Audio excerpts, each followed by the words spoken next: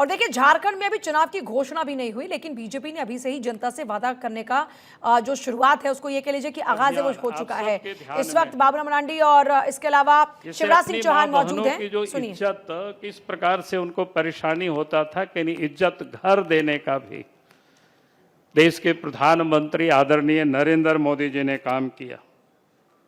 फिर प्रधानमंत्री मातृ वंदना योजना के तहत जो गर्भवती महिला को पहले बच्चे देने पर 5,000 रुपया तक की सहायता, फिर लाखपति दीदी योजना पूरे देश भर में चल रहा है। फिर एक 3 तलाक जैसे जो कुप्रथा थी उसमें देश के प्रधानमंत्री नरेंद्र मोदी जी ने कानून बना करके उसको समाप्त किया। फिर जनधन योजना के तहत मां बहनों की 30 करोड़ खाता भी पूरा देश में खोला गया, हम सब लोग जानते हैं उसका लाभ को भी। फिर सरकारी जो कर्मचारी महिलाएं होती थी कि उनको पहले क्या कहते हैं कि मातृत्व अवकाश उनको 12 सप्ताह ही मिलता था, उसको बढ़ा करके उन्होंने 26 सप्ताह भी किया। फिर झारखंड राज्य में ही आप सबको पता है कि पहले मां बहनों के लिए जो 50 लाख रुपया तक की संपत्ति में रजिस्ट्री फीस मात्र 1 रुपया लगता था। और झारखंड बनते ही झारखंड के बच्चों को भी हम लोगों ने साइकिल देना भी प्रारंभ किया था उस झारखंड की धरती से।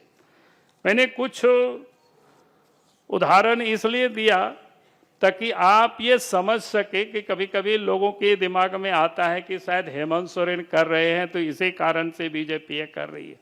भारतीय जनता पार्टी सदैव ही अपनी यानी महिलाओं के सशक्तिकरण के लिए अनेकों योजना चलाई है। उनमें से मैंने कुछ योजना को आप सबके समझ रखा है।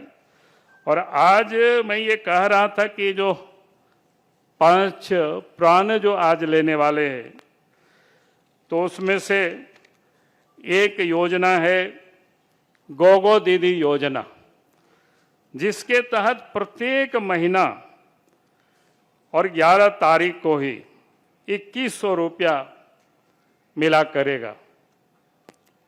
गोगो दीदी योजना की थोड़ी बता देते हैं, नहीं तो सोचेंगे गोगो क्या होता है। गोगो यानी यहाँ एक ट्राइबल में से संथाली शब्द है कि संथाली अपनी माँ को गोगो हम लोग बोलते हैं।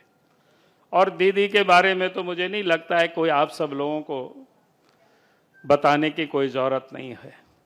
तो ये गोगो दीदी योजना ताकि अपनी माँ बहनें मजबूत हो सके। और इसका भी आप सब लोग जानते हैं भारतीय जनता पार्टी जो घोषणा करती है वो करती है, पहले भी